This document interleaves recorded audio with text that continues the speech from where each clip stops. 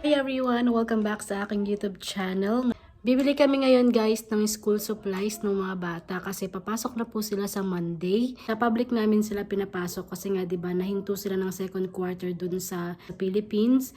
So pwede po nila ditong i-continue hanggang matapos sila ng August. So bali mga 5 to 6 months sila mag-aaral sa public and then ita-transfer na po namin sila sa Christian Academy sa private school kasi po mas malapit po sila sa amin. Public school kasi dito medyo malayo-layo sa amin tapos school bus yung mga bata. Samahan niyo po kami para bumili po ng school supplies.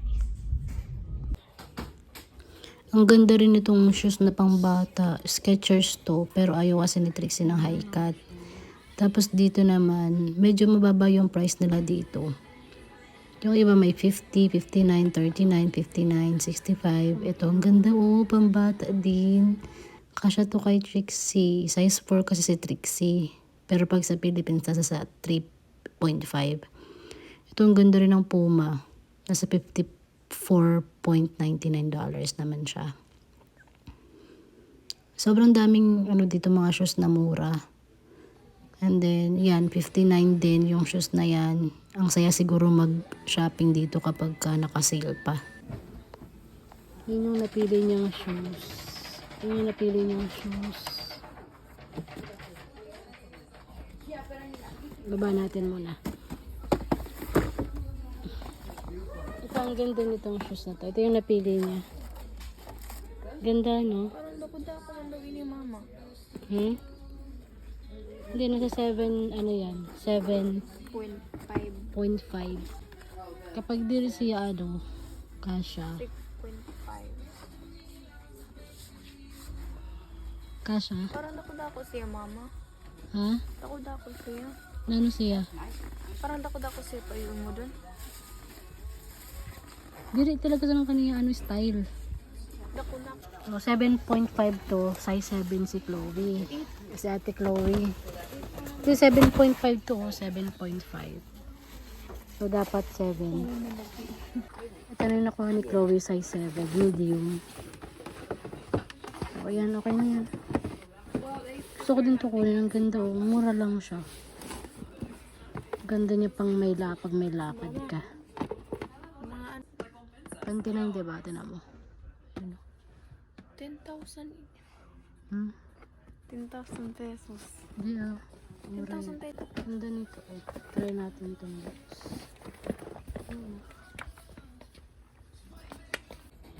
Ganda nito.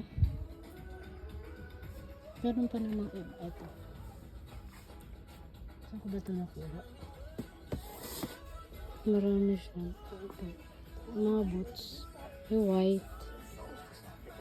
Ganda.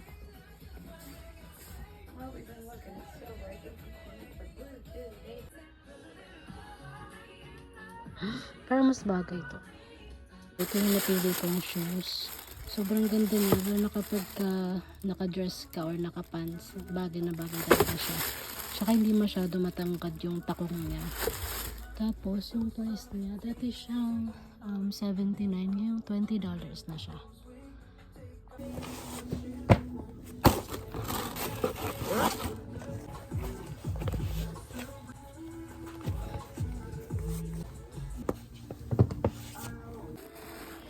Ito yung nabili natin kay Trixie yung Skechers. Size 4.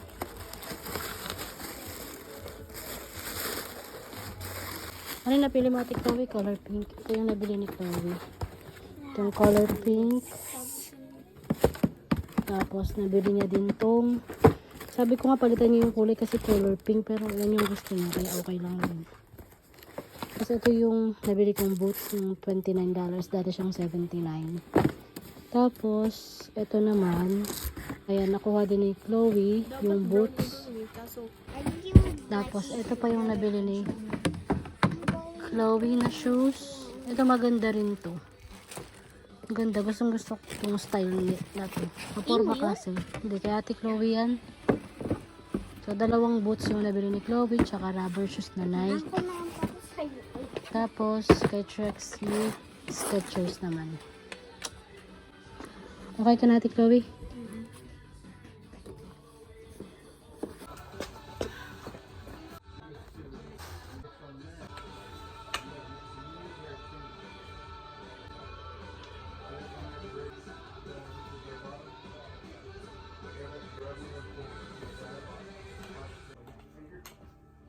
Parang mas gusto ko to kaysa dito kaysa.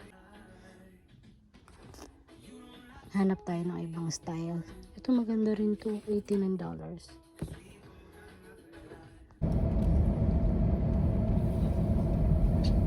And there's some restaurants in here. There's H&M. We have never eaten inside of it. It's okay, it's so expensive. Fishing line, or finish lines there.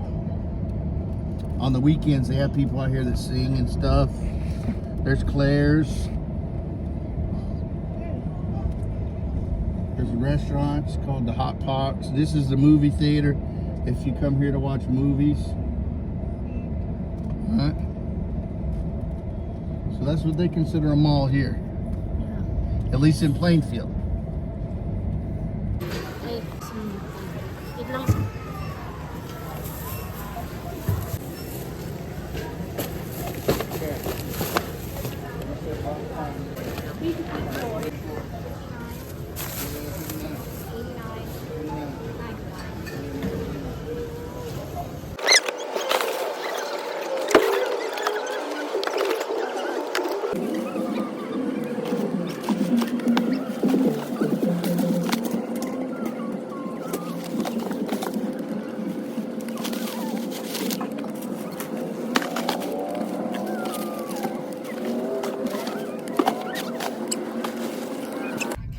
Hi guys, andito kami ngayon. Umorder kami ng pizza, pepperoni pizza. Pero grocery muna kami sa Walmart kasi may mga kailangan pang bilhin sa school. Ito si Trixie. Hi Trixie. Ano na yung grocery mo? Yung mga grocery namin. Pinaglalagay na lang namin dyan. Kasi tinatabad na kami ilagay sa likod. Hindi ako naka-lotion sa kamay ko kasi parang to, tinan nyo, parang sobrang 70 years old na yung ano ko kamay ko. Ito maglagay ng moisturizer. Lagi ko nakakalimutan kasi lagi ako naghuhugas ng pinggan.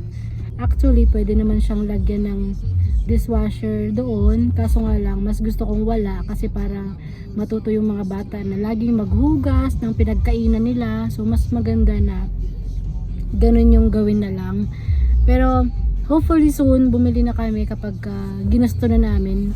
Pero sa ngayon, mas okay na natitrain yung bata para maging responsible sa mga gagawin nila sa bahay. Ang ganda ng weather ngayon, maaraw, tapos walang snow. Sa una lang masarap may snow, pero mas maganda ganito yung araw kasi parang feeling ko na sa Philippines lang kami. Ma, And then yung maganda dito, walang ka-traffic. Yung traffic nila dito, parang ito na ata pinakamagandang traffic na naranasan ko sa buong buhay ko. Kasi sobrang luwag ng biyahe. these are Ano yan? Girl Scout cookies. Tingnan ko nga, hindi ko nakita. Tingnan ko. Pick out.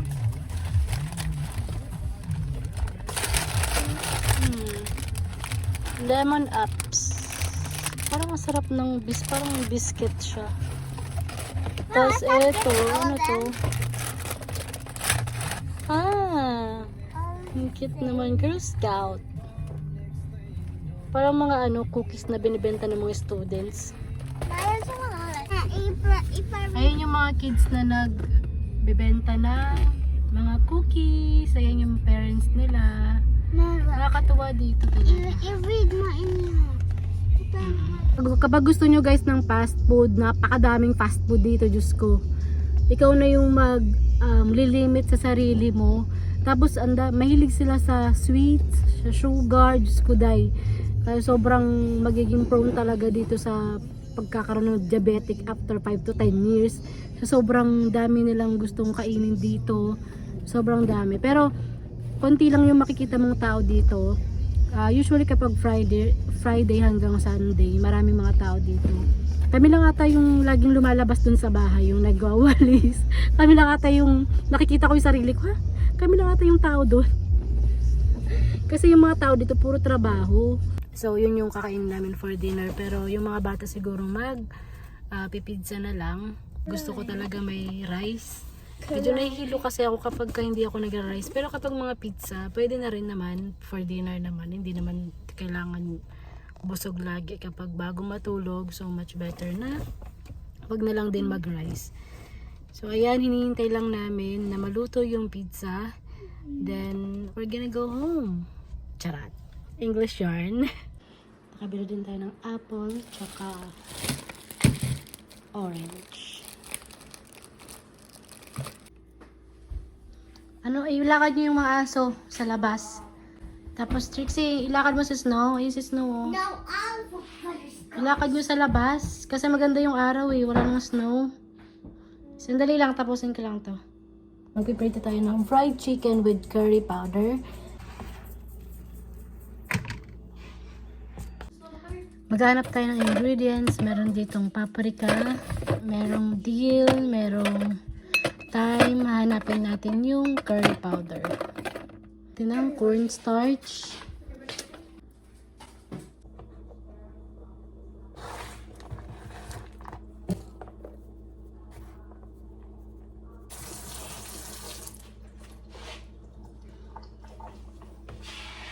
Ayan na yung niluto ko. Super crispy. Sobrang sarap niya. Tapos, ito na siya.